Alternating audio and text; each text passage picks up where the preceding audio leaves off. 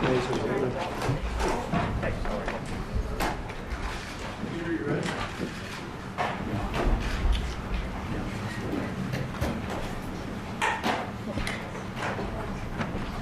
thank you very much. It's an honor to have President Zelensky of Ukraine, and we've been working very hard, very close. So we've actually known each other for a long time. We've been dealing with each other for a long time, and very well. We had a little negotiation spat, but that worked out great. I think for both countries, I think for the world, actually, beyond both countries. And we have something that is a very fair deal. And we look forward to getting in and digging and working and getting some of the rare earth. But it means we're going to be inside, and it's a big commitment from the United States, and we appreciate working with you very much. And we will continue to do that. We have had some very good discussions with Russia. I spoke with President Putin, and we're going to try and bring this to a close. It's something that you want and that he wants. We have to negotiate a deal. But we've started the confines of a deal, and I think something can happen. The big thing is the number of soldiers, mostly at this point, but soldiers being killed. You're losing thousands of soldiers. So on both sides, we're losing a lot of soldiers, and we want to see it stop. And we want to see the money get put to different kinds of use, like rebuilding. And we're going to be working very hard. But we've had a lot of very good conversations. I will say until we came along, the Biden administration didn't speak to Russia whatsoever. They didn't speak to anybody. They just allowed this to continue. And I will say that, I'll say in front of you, you've heard me say it 1,000 times, if I were president, this war would have never happened. We would have had a deal negotiated for you without having to go through what you've gone through. But your soldiers have been unbelievably brave. We've given them great equipment, but somebody has to use the equipment. They've been unbelievably brave, and we give them great credit. This was supposed to be over very quickly, and here we are 3 years later. So I give tremendous credit to your generals and your soldiers and yourself in the sense that it's been very hard fighting, very tough fighting. They're great fighters. And you have to be very proud of them from that standpoint. But now we want to get it over with. It's enough, right? We want to get it over with. So it's an honor to have you here. Thank you very much for coming. We're going to sign the agreement at the conference in the East Room in a little while, right after lunch. And we'll be having lunch together. We're also discussing some other things. And we appreciate everybody being here. It's somewhat of an exciting moment, but the really exciting moment is when they stop the shooting and we end up with a deal. And I think we're fairly close to getting that, and an honor to have you. And please, I'd like to say something. Yeah, thank you so much, Mr. President. Thank you for the invitation. And really, I hope that this first document, will be a first step to real security guarantees for Ukraine, our people, our children. I really count on it. And of course, we count that America will not stop support. Really, for us, it's very important to support and to continue it. I want to discuss it with details further during our conversation, and of course, the infrastructure or security guarantees. Because for today, I understand what Europe is ready to do. And of course, I want to discuss with you what the United States will be ready to do. And I really count on your strong position to stop Putin. And you said that enough with the war. I think that is very important, Ben, to say these words to Putin at the very beginning of war, because he is a killer and terrorist. But I hope that together we can stop him. But for us, it's very important to, to save our country, our values, our freedom and democracy, and of course, no compromises with the killer about our territories, but it will be later. And of course, what I wanted, we spoke about it by phone with you about the drones production. We have very good drones production. I think the best one in the world for today because of the war. Yes, and of course, we need very much the air defense. You have the best air defense in the world, and really you helped us under attacks of Russians. And I want to speak how we can exchange the licenses. We're open to share the licenses of all our drones with you, of course, with the United States. And we need licenses for quick production of air defense. Even after the war, we need our nation to be calm, that we are secure. So that's why we need this air shield. And of course, about this, I want to speak about the contingents. I think that France and UK already spoke to you, and we know that Europe is ready, but without the United States, they will not be ready to be as strong as we need. And the last point, last not least, about exchange, about our people and children. And you know that these crazy Russians, that they stolen 20,000 of children, Ukrainian children. They changed their names, they changed their families, relatives, and now they're in Russia. We want to bring them back, and really, it's a big dream, task, and goal for me, and our warriors. By the way, Mr. President, we released more than 4,000 warriors from Russian prison, but there are thousands more in the prison. I wanted to share with you some images. How it's. I've just can I now? Yeah, please. Some minutes, 1 minute, 1 minute. Just you to understand in what circumstances, in what situation they are, and what the attitude of Russia to our prisoners. That guys, just you before and after. And you see before and after, just you to understand. Now thousands of such guys, ladies and men, there. And that, so they don't eat, they beat them, and they, they do a lot of, bad things. So out of, even during the war, there are rules. Everybody knows there are rules during the war. So these guys, they don't have any rules. You see that, 50, 60 kilograms left, and a lot of such things. And I didn't want to show you what the changes with images of children, because I will just share with you. And I mean, it's looking tragic. Yep, that's tough stuff. Yeah, I wanted very much to give you, and you see. Yeah. This is pastor, by the way. They stolen pastors because it's not Russian church. They stolen pastors and moved pastors to the prison. At the end of last year, we brought 3 pastors, and we could exchange them. And this is pastor, you see. Yeah, that's tough. Yeah, so I mean, this I wanted to show you, and this. So thank you very much. We want to get that ended, right? Yeah, of course. We And want. I think we will. And We have to, of course. do you have any questions, please? Mr. President, thank you, Mr. President. With the, how much money is the U.S. going to put into the fund that is being created today, and how does this provide long-term security for Ukraine? Well, we don't know exactly how much, because we're going to be putting some money in a fund that we're going to get from the raw earth that we're going to be taking and sharing in terms of revenue. So it's going to be a lot of money will be made from the sale and from the use of raw earth. And as you know, our country doesn't have much raw earth. We have a lot of oil and gas, but we don't have a lot of the raw earth. And what we do have is protected by the environmentalists, but that can be unprotected, but still it's not very much. They have among the best in the world in terms of raw earth. So we're going to be using that, using it for all of the things we do, including AI and including weapons and the military, and it's really going to very much satisfy our needs. So it's something that just worked out really well. We have a lot of oil, and we have a lot of gas, we have a lot, but we don't have raw earth. So this has just about every component of the raw earth that we need for computers, for all of the things we do. This puts us in great shape. And on long-term security for Ukraine, how does this provide it? I think they're going to have great luck. I think once we make the agreement, that's going to be 95% of it. They're not going to go back to fighting. I've spoken with President Putin, and I feel very strong. I've known him for a long time, and I feel very strongly that they're very serious about it, and we'll make a deal. And when the deal is made, I don't think, we talk about security. Everyone's talking about the other day, all they talked about was security. I said, let me make the deal first.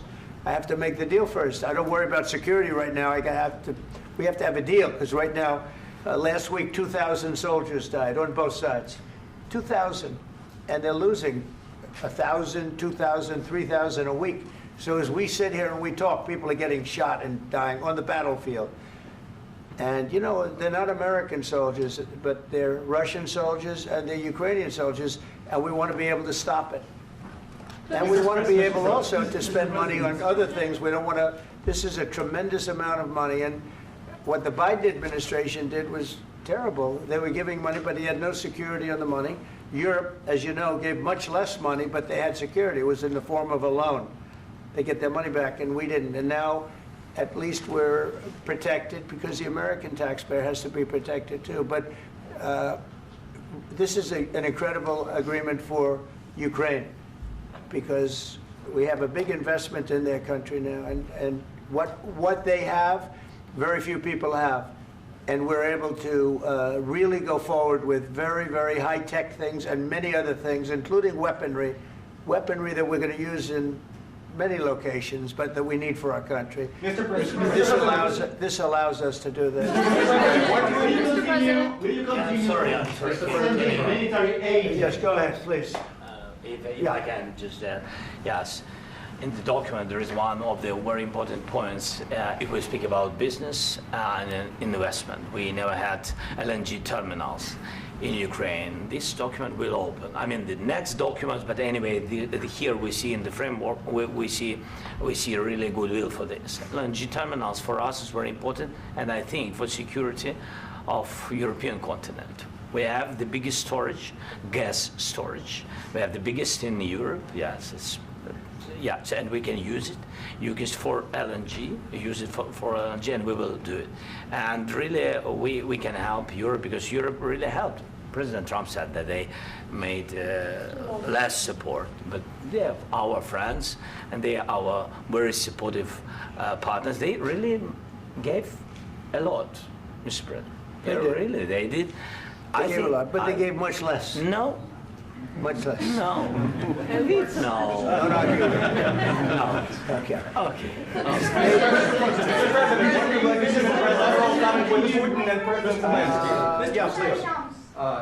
Mr. President Trump, you have repeatedly called the deal with Ukraine as a historical one. And as a President of the United States, you make historical decisions in other issues which affect America and other world. So what place in the world history do you want to take? And do you associate yourself with any famous historical figures? Yeah, I'd say George Washington, Abraham Lincoln. I would say I'm far superior to George Washington and Abraham Lincoln. Now, you know I'm only kidding, right? Because when I say that, the fake news is going to go wild. They're going to say he considers himself to be better than Washington. But you never know. You never know. I don't compare myself to anybody. I'm here to do a job. We've had a great 35 days or whatever it might be, a month, a little more than a month. We've accomplished tremendous amounts. Not only this would be a very great achievement if we could get the war stopped and get them back to normalization. I think that's going to happen. We've had very good talks on both sides, as you know. But I think we've done a very good job, just generally. If you look at all of the things we've done in 30 days, they're saying there's never been a opening for a president. The first month, there's never been a first month like we've had. And this is one of the very important things. This, to me, is one of the most important things, because we have tremendous death taking place as we speak, and I don't want to have that. You know, think of the parents, whether they're in Russia or Ukraine, think of the parents of all these people being killed needlessly. They came to our territory. Should have never started. This would have, if I were president, this would have never started. Mr. President, where has out your conviction? Mr. President, will you continue sending military aid to Ukraine after the U.S. signs this agreement with Ukraine? Yeah, we're going to be continuing. To President Zelensky, do you feel like the U.S. is on your side, that President Trump is on your side at this moment? Right. What do you think? He wants to know, do you think that sort of a stupid question. I guess we wouldn't be here if I wasn't. I think that the United States on our side from the very beginning of occupation, and I think that President Trump on our side, and of course, I'm sure that the United States President will not stop support. This is crucial for us. It's important for us. Yes. And Putin, the president speaks about the people and the soldiers which are dying, but they came to our territory, they came to our land. They began this war, and they have to stop. And I think this is the question, with really the most important question. Can President Trump, I hope yes, with some other allies, to stop Putin, withdraw these enemies, our enemy, withdraw these troops from our land? And I think that you asked about the history, I think that if President, or when, he will stop Putin, if President Trump will bring peace to our country, I think he will be on this wall. I think. We've had very, very good talks. What about military aid to Ukraine? President Zelensky just said that there would be no compromises with Vladimir Putin. I just wanted to ask both of you, firstly, are there compromises that you think that President Zelensky is going to have to make? And President Zelensky, is there anything that you think you may be able to offer or bring to the table, for example, elections? Thank you. I think you're going to have to always make compromises. You can't do any deals without compromises. So certainly he's going to have to make some compromises, but hopefully they won't be as big as some people think you're going to have to make. That's all. That's all we can do. I'm here as an arbitrator, as a mediator to a certain extent between two parties that have been very hostile. To put it mildly, they've been very hostile. This has been a vicious war. This has been a vicious war. You know, it's a very level battlefield, and those bullets go out, and as I've said many times, we were talking about it with Pete, many times the only thing stopping those bullets is a human body. And in the case we're talking about, generally young human bodies are stopping a lot of bullets. It's dead level. That's why it's great farmland. It's great land. It's great farmland, but there's very little protection against the bullets that are being, and other things that are being shot. So all I can do is see if I can get everybody at the table and get an agreement. And I think we're going to end up with an agreement. Otherwise, I wouldn't probably be even here today. Mr. President, I've got two questions for you. You think ultimately your legacy will be the peacemaker and not the president that led this country into another war and ended foreign wars? And I've got a question. I hope it will. I mean, I hope I'm going to be remembered as a peacemaker. This would be a great thing if we could do this. I'm doing this to save lives more than anything else. Second is to save a lot of money, but I consider that to be far less important. So I hope I'm going to, thank you, Brian, for that question. It was a nice question. I hope I'll be known and recognized as a peacemaker. This would be a great thing to solve. This is a very dangerous situation. You know, this could lead to a third world war. This was headed in the wrong direction. If this election were lost, if we didn't win this election, and we won it by a lot, that was a mandate. We won every swing state. We won the popular vote by millions and millions of votes. We won everything. The districts, you look at the areas of red, take a look at a map. This was a big mandate, and this was one of the things. I said, we're going to get this thing settled. If we didn't win, I think this could have very well ended up in a third world war, and that would not have been a good situation. What was your second question? And my second question for President Zelensky, why don't you wear a suit? You're at the highest, why don't you wear a suit? You're at the highest level in this country's office, and you refuse to wear a suit. Just want to see if do you own a suit? Yeah, problems. A lot of Americans have problems with you not Really? respecting the dignity of this office. I will wear a costume after this war will finish. Okay. Yes, maybe one. Maybe something like this? Something like Yes, yours. sir. Yes. That'd be great. Maybe something better. I don't know. We will see. Maybe something cheaper than. Yeah. Thank you. Thank you. President Thank you. Trump. Thank you, President Trump. You said yesterday that you have. Are you going to send more arms to Ukraine in case there's no peace? Yeah, we're going to have arms to Ukraine, yeah, sure. Hopefully I won't have to send very much, because hopefully we're going to have it finished. We're looking forward to finishing this quickly. We're not looking forward to sending a lot of arms. We're looking forward to getting the war finished so we can do other things. But we very much appreciate the agreement because we needed what they had, and we're treating, you know, our country is now treated fairly. Biden didn't do that. He didn't know what the hell he was doing. This should have never happened. This should have never started. But, you know, sure, the answer is yes, but hopefully we won't have to send much because I'm looking forward to getting it done quickly, very quickly. Does that mean you'll provide security guarantees, Mr. President? I don't want to talk about security yet because I want to get the deal done. You know, you fall into the same trap like everybody else. A million times you say it over and over. I want to get the deal done. Security is so easy. That's about 2% of the problem. I'm not worried about security. I'm worried about getting the deal done. The security is the easy part. Security is very nice. Everybody stops shooting. And now will Europe put people there? I know France is going to. I know the UK is going to. I know other countries are going to, and they happen to be right next door. We haven't committed, but we could conceivably. You know, we have security in a different form. We'll have workers there digging, taking the raw earth so that we can create a lot of great product in this country. So in that sense, you have something, but we haven't determined that yet. I will say, in speaking to France and in speaking to, and they were here, as you know, last week and just the other day, they have committed to a lot of security. I don't think you're going to need much security. I think once this deal gets done, it's over. Russia's not going to want to go back, and nobody's going to want to go back. When this deal ends, I really believe this deal is going to be over. Question? Yeah, please go ahead. Go ahead. Thank you, sir. Mr. President, thank you. You had Mr. Macron and Keir Starmer at the White House this past week, both of whom praised your courage and conviction to lead the pathway towards peace. Yes. Part of that involved, though, re-engaging Russia in diplomatic relations, something that previous leaders lacked the conviction to do so. What gave you the moral courage and conviction to step forward and lead that? Well, I love this guy. Who are you with? One American News, sir. Well, that's why I like him. One American News does a great job. I like the question. I think it's a very good question. It's a pathway to peace.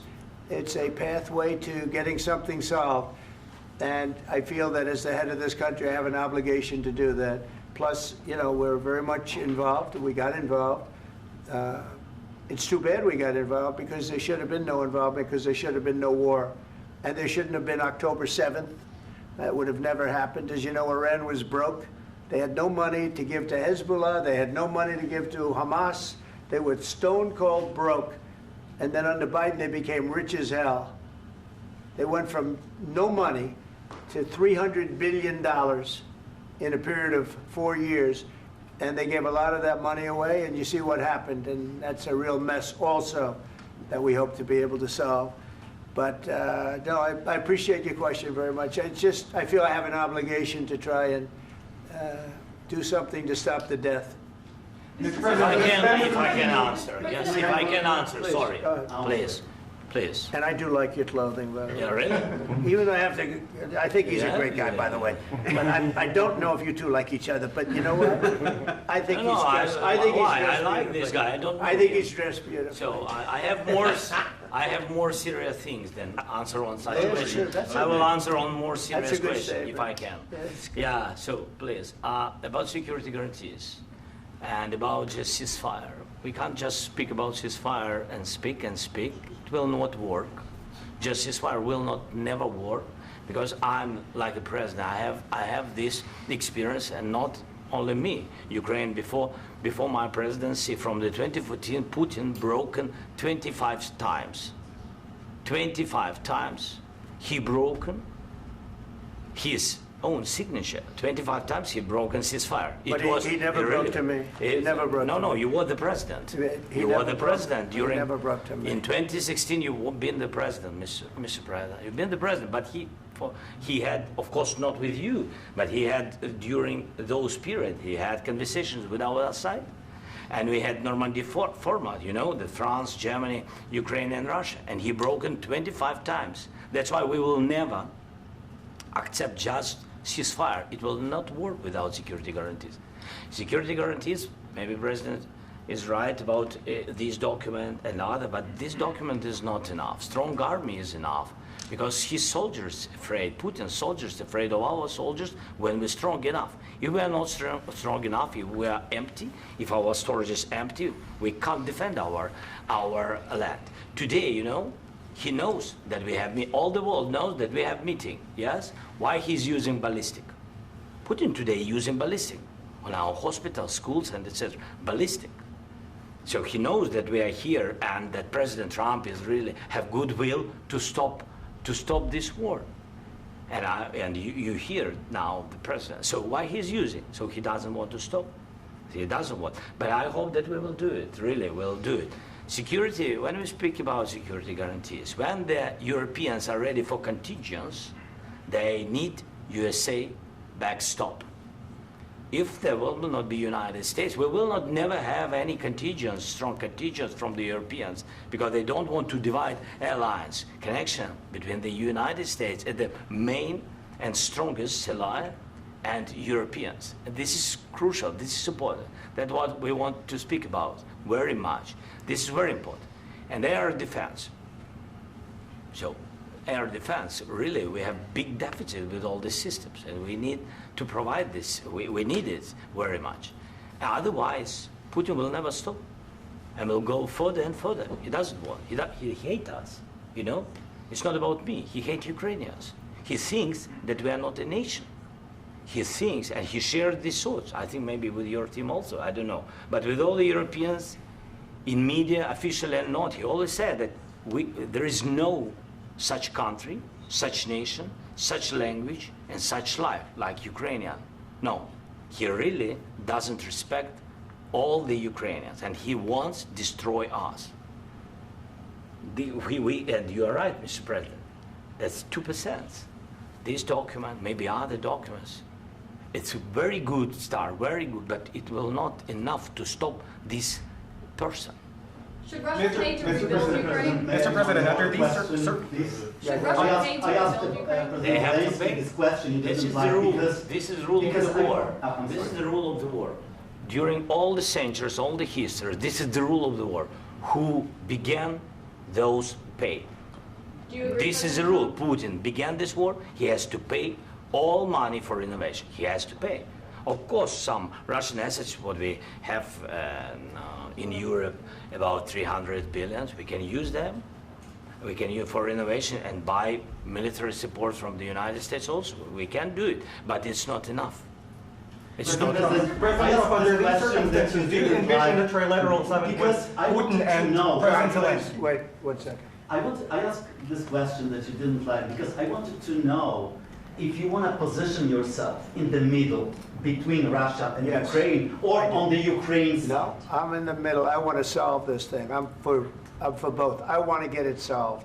And it's wonderful to speak badly about somebody else, but I want to get it solved. If we can solve it, great. If we can't solve it, they're going to have to fight it out, and who knows what's going to happen. But I want to see it get solved. May I follow up? One more question about U.S. troops in Europe. After Russian invasion of Ukraine, your predecessor sent additional troops to Eastern Europe, including Poland, my country. Yeah. Are you committed to keeping these troops on the eastern flank of NATO in the future? I'm very committed to Poland. I think Poland has really stepped up and done a great job for NATO. They, as you know, they paid more than they had to. They are one of the finest groups of people I've ever known. I'm very committed to Poland. What about Baltics? Poland's in a tough neighborhood, you know. What about the Baltics?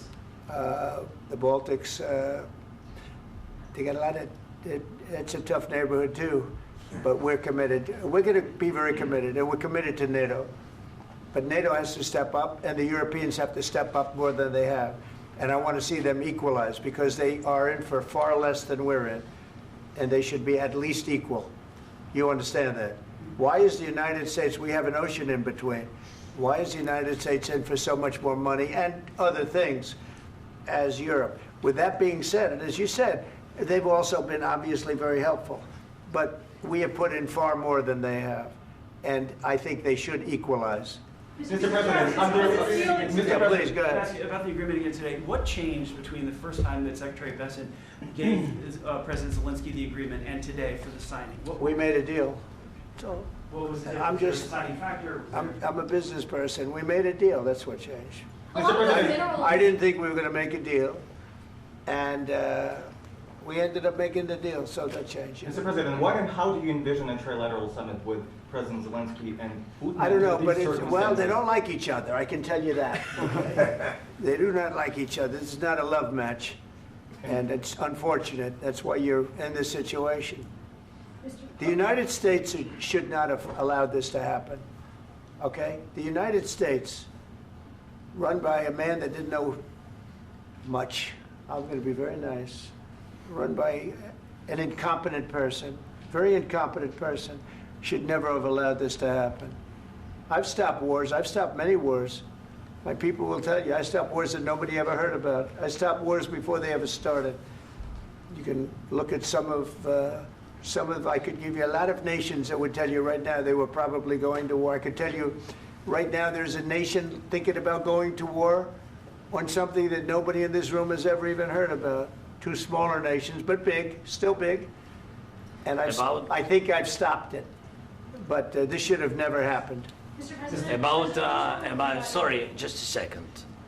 About any negotiations. First of all, I want really to tell you, and I think that everybody understands that Ukraine, more than Ukrainians, nobody wants to stop this war. But at the future, any negotiations, it's understandable that two sides of the war, not Russia and the United States, because this is not the war between Russia and the United States. This is war of Russia against Ukraine and Ukrainian people. So these two sides will be at the anyway will be at the negotiation table. Then of course United States, like the strongest partner of the Ukraine, and of course Europe. I think Europe is very important. I want to speak about it with the president. Yes, Europe is very important for us because we really defend Europe for today. All Europeans really recognize that we are defending line, and they have real life, and our people are dying. That's why they helped us. And also, it's about the NATO. Yes, between, like the president said, you have big, nice ocean. Yes, between us. But if we will not stay, Russia will go further to Baltics and to Poland, by the way. But first to the Baltics. It's understandable for them because they've been in the USSR. You know, they've been one of the republics of the USSR, and Putin wants to bring them back to his empire. It's a fact.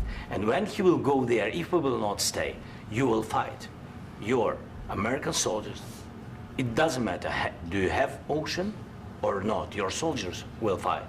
Mr. President, would you be willing to visit Ukraine, maybe Kyiv or Odessa, which is known to be at the Riviera or Black Sea? It was my question. I'm sorry.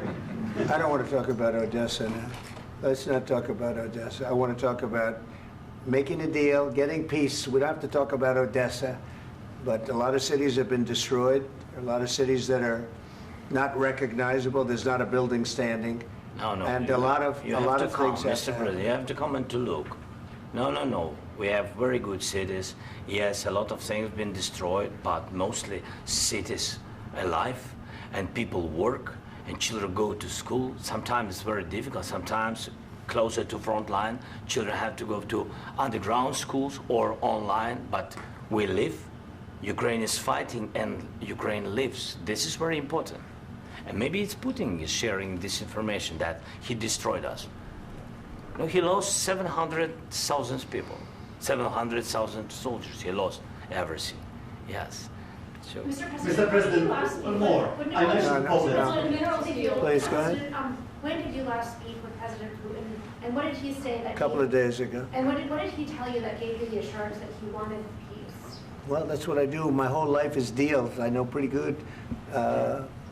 And I've known him for a long time. I've dealt with him for a long time.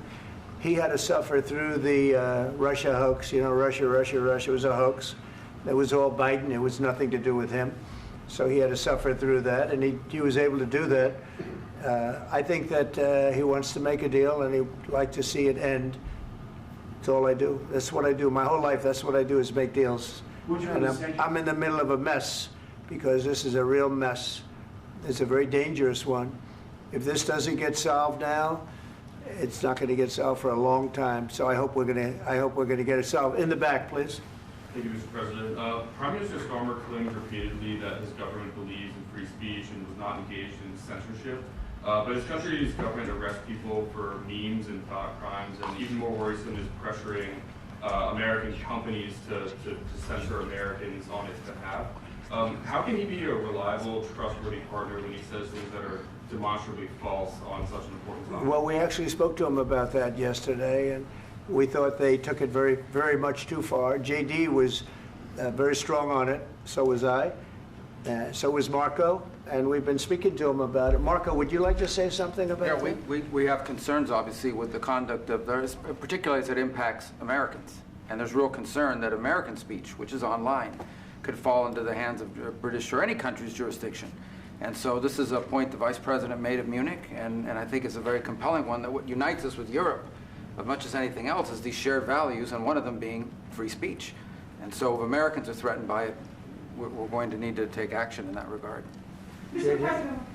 It's actually a very important question. We spoke about this in detail with the Prime Minister, the Foreign Secretary, and others at lunch yesterday, and I know that Secretary of Commerce Lutnick followed up in private meetings last night. This is really important. We believe Americans have the right to speak their mind, even if we in this room disagree with them. They have the right to speak their mind in the public square, which is often online these days.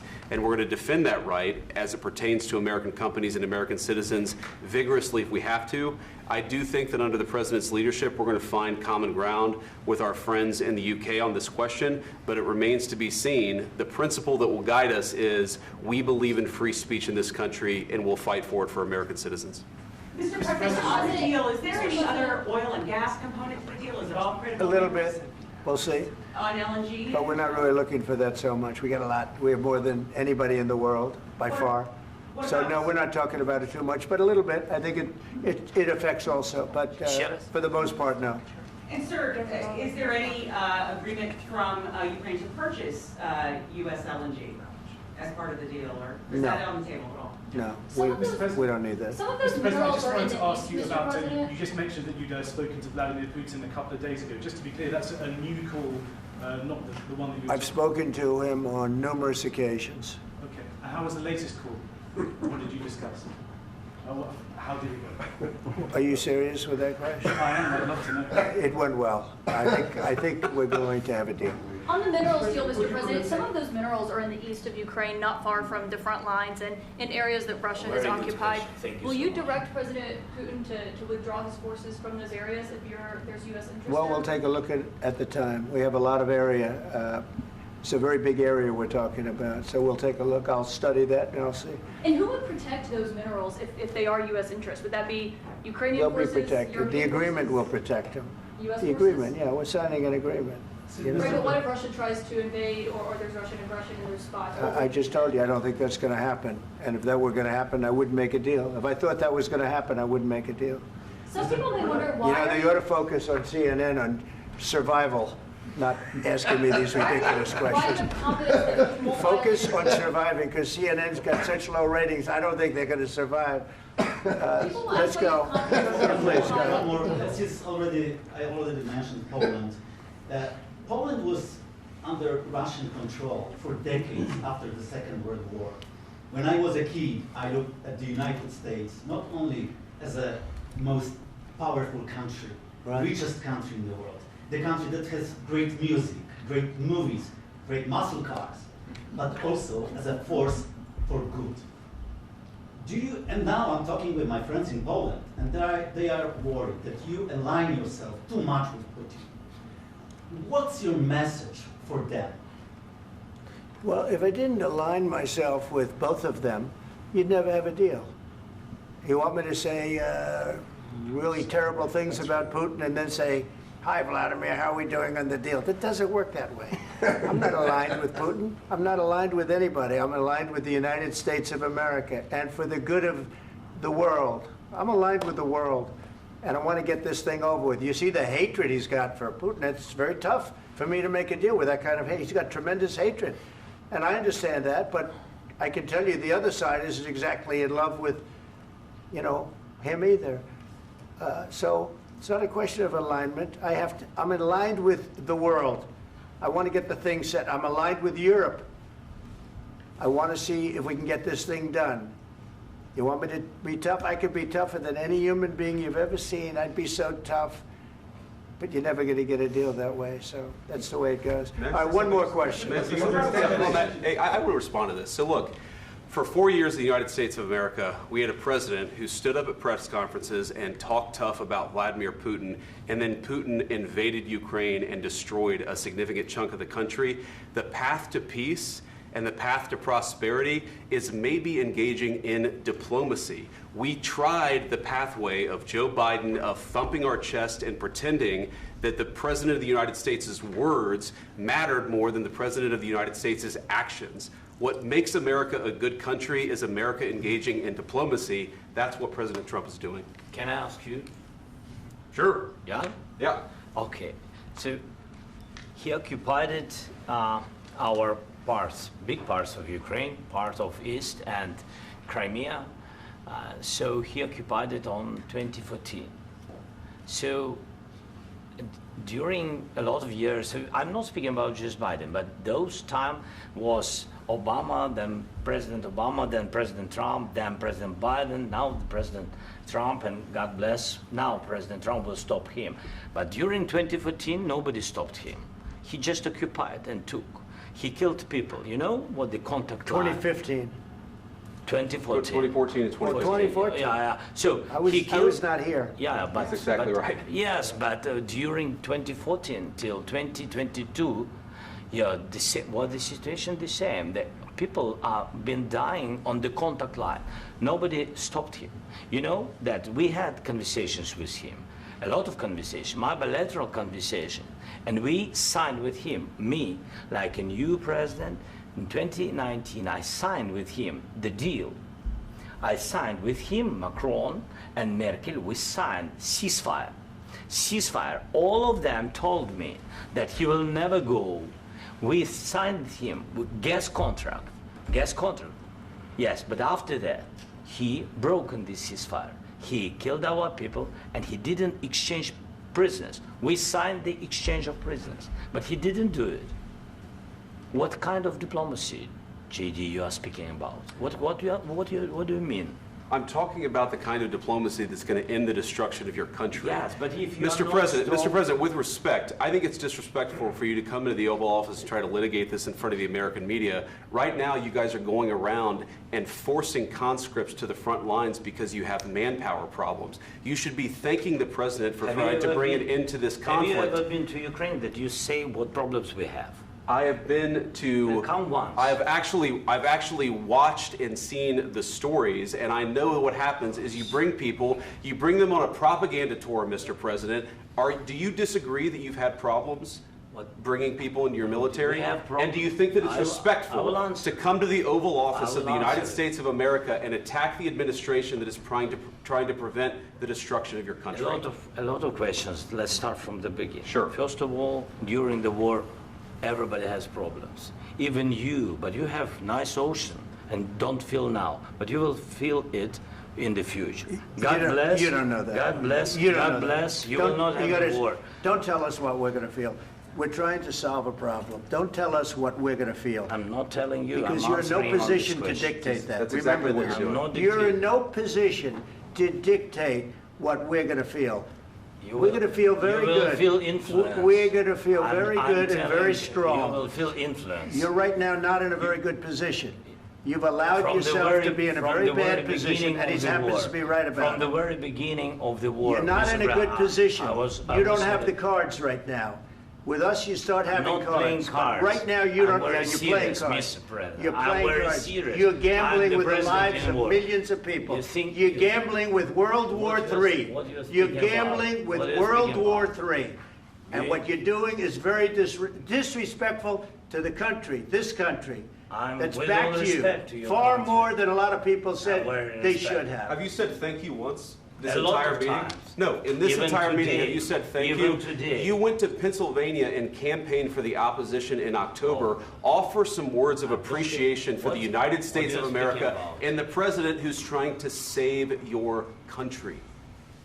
Please, you think that if you will speak very loudly about the war, you He's can... not speaking loudly. He's not Yeah. speaking loudly. Your country is Can I- in big can I- trouble. can I Wait a answer? minute. No, Can you've I done a lot answer? of talking. Your country is in big trouble. I know. You're not I winning. know. You're not winning this. You have a damn We- good chance of we are coming out staying, okay because of Mr. us. President, we are staying in our country, staying strong from the very beginning of the war. We've been alone, and we are thankful. I said thanks You haven't in been this alone. cabinet, You and haven't not been only alone. in this We cabinet. gave you, through I this said thank stupid you. president, $350 billion. You We voted gave for you your military president. equipment, You and you voted men for are your brave, president. but they had to use our military. What about West If people? you didn't have You our invited military me- equipment, you invited if me you to didn't speak- have our military equipment, this war would have been over in 2 weeks. In 3 okay? days, I heard it from Putin. In 3 days, this is something Maybe new. less. In 2 weeks, of course, yes. It's going to be a very hard thing to do business like this. I Again, tell you. just say thank you. I said a lot of accept times that thank there, you accept to that- American people. Accept that there are disagreements, and let's go litigate those disagreements rather than trying to fight it out in the American media when you're wrong. We know that you're wrong. But you see, I think it's good for the American people to see what's going on. I understand, sir. I think it's I very understand. important. That's why I kept this going so long. You have to be thankful. You don't have the I'm cards. thankful. You're buried there. Your people are dying. tell you You're again, running I low know. on soldiers. Don't- Listen, don't please, you're running Mr. low on President. soldiers. It would be a damn good thing. Mr. And then President. then you tell us, I don't want a ceasefire. I don't want a ceasefire. I want to go and I want this. Look, if you could get a ceasefire right now, I tell you, you take it so the bullets stop flying and your men stop getting killed. Of course, we want to stop the war. But you're I saying said- you don't want a ceasefire. But I said to you, I want a with ceasefire. guarantees. Because you'll get a ceasefire faster than an agreement. Ask our people about ceasefire, what they think. That wasn't it doesn't with matter me. for you what That what wasn't this with me. means. It That was wasn't with you. a guy named Biden who was not a smart person. This That is was your, with, this that was is with your Obama. president. It was your president. Excuse me. That was with Obama, who gave you sheets, and I gave you javelins. Yes. I gave you the javelins to take out all those tanks. Obama gave you sheets. In fact, the statement is Obama gave sheets and Trump gave javelins. You got to be more thankful, because let me tell you, you don't have the cards. With us, you have the cards. But without us, you don't have any cards. One more question to Mr. Vice President. I'm sorry. It's going to be a tough deal to make, Um, because the attitudes have to change. What if Russia breaks ceasefire? What if Russia breaks peace talks? What do you do then? I understand that it's a heated conversation right now. What are you but saying? what if She's asking, what if Russia Putin breaks the ceasefire? What if anything? What if a bomb drops on your head right now? But they have Okay? broken ceasefire What if they broke it? many I don't know. They broke it with Biden because Biden, they didn't respect him. They didn't respect Obama. They respect me. Let me tell you, Putin went through a hell of a lot with me. He went through a phony witch hunt where they used him and Russia. Russia. You ever hear of that deal? That was a phony Hunter Biden, Joe Biden scam. Hillary Clinton, Shifty Adam Schiff. It was a Democrat scam. And he had to go through that. And he did go through it. We didn't end up in a war. And he went through it. He was accused of all that stuff. He had nothing to do with it. It came out of Hunter Biden's bathroom. It came out of Hunter Biden's bedroom. It was disgusting. And then they said, oh, the laptop from hell was made by Russia. The 51 agents. The whole thing was a scam. And he had to put up with that. He was being accused of all that stuff. All I can say is this. He might have broken deals with Obama and Bush, and he might have broken them with Biden. He did, maybe. Maybe he didn't. I don't know what happened. But he didn't break them with me. He wants to make a deal. I don't know if you can make a deal. The problem is, I've empowered you to be a tough guy. And I don't think you'd be a tough guy without the United States. And your people are very brave. But you're either going to make a deal or we're out. And if we're out, you'll fight it out. I don't think it's going to be pretty, but you'll fight it out. But you don't have the cards. But once we sign that deal, you're in a much better position. But you're not acting at all thankful. And that's not a nice thing. I'll be honest, that's not a nice thing. All right, I think we've seen enough. What do you think? What's huh? this negotiation? This is going to be great television, I will say that. All right. We'll see what we can do about putting it together. Thank you, sir. And I need the back of this. Negotiate, given that. We'll see, I don't know. All right, guys, come on. Wait, hey, let's go. Guys, come on, let's move.